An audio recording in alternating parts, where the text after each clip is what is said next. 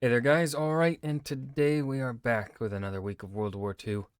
On to number 80, March 7th, 1941. Bulgaria joins the Fascist Alliance. Without anything else that needs to, there's really nothing to say before we start, so let's dive right in. Wolverine was in a fight? Wait. Let me guess. Wolverine won. How do I know? It's Wolverine.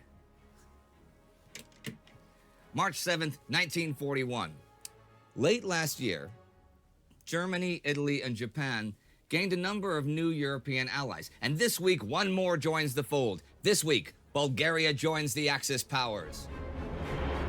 Well, I have a feeling Bulgaria wasn't supposed to do that, at least according to, the Russians. I don't think the Russians are going to be too happy.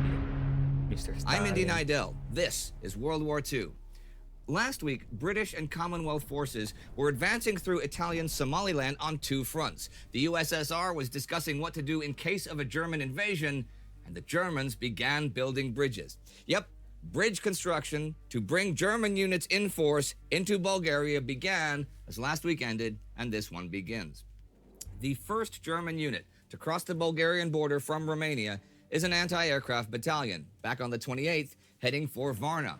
On March the 1st, Bulgaria officially joins the Tripartite Pact and the Axis powers at a ceremony in Vienna. Tsar Boris had refused to do so until German forces were actually on Bulgarian soil, as he was worried about the Turkish and Soviet reactions.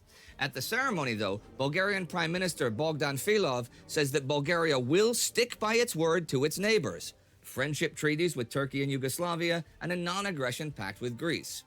However, on March the 2nd, I have a feeling it's breaking that non-aggression pact. the Bulgarian government closes its borders with Turkey, Greece, and Yugoslavia. It's breaking all three, okay. And all outgoing telegraph and telephone communication is stopped by German agents. Road repair and road maintenance crews are sent into Bulgaria just ahead of German troops, units of Wilhelm List's 12th Army, who officially enter their new Allies territory March 2nd, 1941 at 6 a.m. The 8th Air Corps moves in and is soon established at airfields near Sofia and Plovdiv. As for the international reaction, it is generally pretty mild. Britain, of course, breaks off diplomatic relations with Bulgaria. But Germany still does not break them off with Greece. Turkey does immediately close the Dardanelles, and on the 4th, Hitler sends a Smart, Turkey, smart. message to Turkish President İsmet İnönü that the German entry into Bulgaria is something they just have to do because of the British sending We just have to, occupy an allied country. Well, they're not really occupying Bulgaria, but really, you could say they're occupying. But, who's really in charge of Bulgaria? It's gonna be the Germans. planes and things into Greece. Don't worry, he has peaceful intentions to Turkey, and German troops will remain at least 50 kilometers from the Turkish border. And so the occupation of Bulgaria proceeds apace. On the 4th, Adolf Hitler meets with Yugoslavian Prince Regent Paul secretly at Berchtesgaden to try to get him to also join the Axis. When Paul returns home, he realizes he kinda has to choose between Germany or Britain, and Britain doesn't seem to have much to offer. Yugoslavia is also now basically surrounded by Axis powers and Greece, with whom Italy is at war. Britain is sending troops to Greece, though, not to deal with the Italians, which the Greeks are doing pretty well by themselves, but in case of German invasion. On the 4th, Lieutenant General Henry Jumbo Wilson to command those He looks like a Henry Wilson. That name just fits him perfectly. You look at him and you're like, that's a Henry Wilson. troops arrives in Greece. The Greeks insist that Wilson remain incognito and in the embassy to not provoke the Germans. But the German consulate overlooks the port of Piraeus, which is where all the British troops will land. So, March 5th, Operation Luster, bringing the British forces to Greece, begins under Italian air attacks. Every 3 days, a convoy will leave Egypt. The Italians will eventually sink 25 ships, but 18 of those happen in port after the troops have disembarked. Oh. 60,000 So effective, Italy. Good job. 364 men will be ferried across, 4 divisions, 2 of them armored. On March the 7th, the first British troops land in Greece at the port of Piraeus. But it is not just Greece, but but also the USSR that Germany plans to attack. Lawrence Steinhardt, American ambassador in Moscow, tries to meet with Soviet Foreign Minister Vyacheslav Molotov to give him this message. The government of the United States, while endeavoring to estimate the developing world situation, have come into the possession of information which it regards as authentic, clearly indicating that it is the intention of Germany to attack the Soviet Union. Before he can do this, though, American Undersecretary of State Sumner Welles gives the info to the Soviet ambassador in Washington, D.C. On the 5th, Richard Sorge, the Soviet spy in Tokyo, sends Moscow microfilm of a telegram from German Foreign Minister Joachim von Ribbentrop to the German ambassador to Japan, Eugen Ott, giving the likely date of the attack on the Soviet Union. Okay. We're gonna learn. I feel like I'm gonna learn something about the Soviet side of things in regards to German that is normally not heard. Because always, at least in America, it's pretty much just talked about the Soviets were caught off guard. They do nothing. Clearly not. But man, being a spy, what the? Being a spy sounds so weird.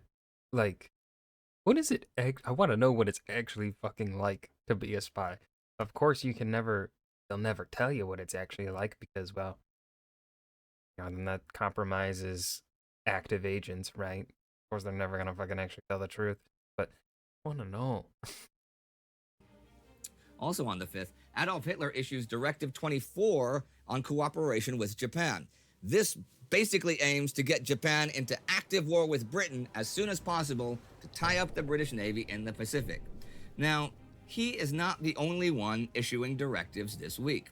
On the 6th, British Prime Minister Winston Churchill issues the Battle of the Atlantic Directive.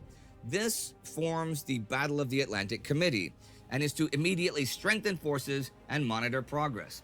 The committee is to bring about better coordination between political, military, and scientific leaders and activities. This month's eventual total loss of over 500,000 tons of shipping is comparable to the worst days of World War I. But Allied convoy escorts will sink 6 German U-boats, a fifth of their operational fleet. One of those sinkings happens this week on the 7th, as the British destroyer Wolverine sinks U-47. This is major news, because that sub is captained by the legendary submarine ace Günther Prien, who we've seen before. Prien is not only the first member of the whole Kriegsmarine, the German Navy, to receive the Knight's Cross of the Iron Cross with oak leaves. He has sunk over 30 Allied ships, including the totally legendary feat of sinking the British battleship Royal Oak at anchor in Scapa Flow, as we saw in the first weeks of the war, in one of the most daring submarine feats of all time. Okay, Prien and his sub and crew are not officially sunk. They just disappear and are presumed sunk by the Wolverine and are never, ever, ever seen again. Okay, so they were sunk. They died. Like, that man, Prien does, like if it were a different sort of commander with a different track record, you could maybe make the case that they, I don't know, scuttled the sub and went into hiding in Iceland or fucking something, or the Faroes. Who knows? I don't know. Just making something up here. And abandon the war effort or whatever. Because a submarine is a pretty compact space, so like you could get fed up with shit, I think, pretty quickly. But Prien, being the man he seemed to be, doing the daring things he dared to do, don't think he's the type to. I think he. See, I think the only option is he's dead. He died in that conflict there or whatever confrontation. Germany will not announce the disappearance of this major national hero until May, though, when they kind of have to do so after repeated British propaganda broadcasts ask again and again, where is Prien? Where is Prien? Hey, where is Prien? Well, the British are trying a daring feat of their own this week in German-occupied Norway. On March 4th comes a British commando raid in Norway on the Lofoten Islands, inside the Arctic Circle. This is Operation Claymore. and it's undertaken by over 500 men and 7 ships. They sink 10 ships and take over 200 German prisoners. 300 Norwegian volunteers are also taken to Britain.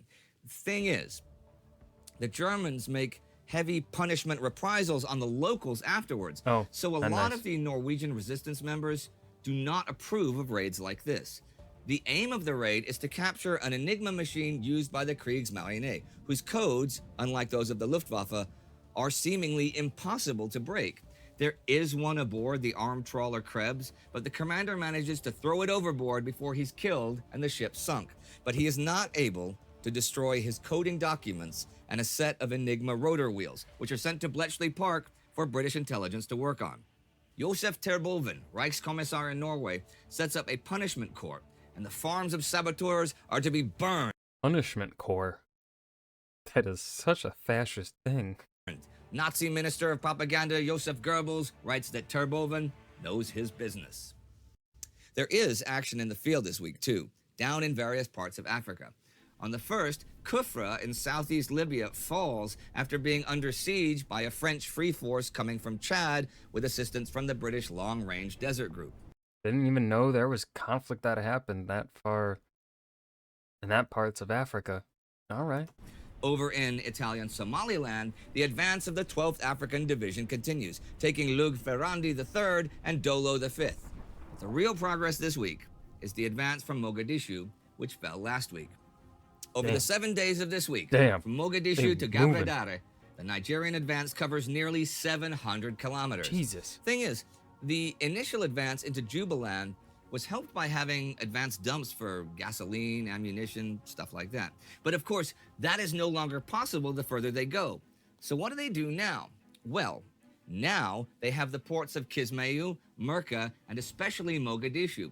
They had been sabotaged, sure, but not that thoroughly, so they were quickly put back into operating order.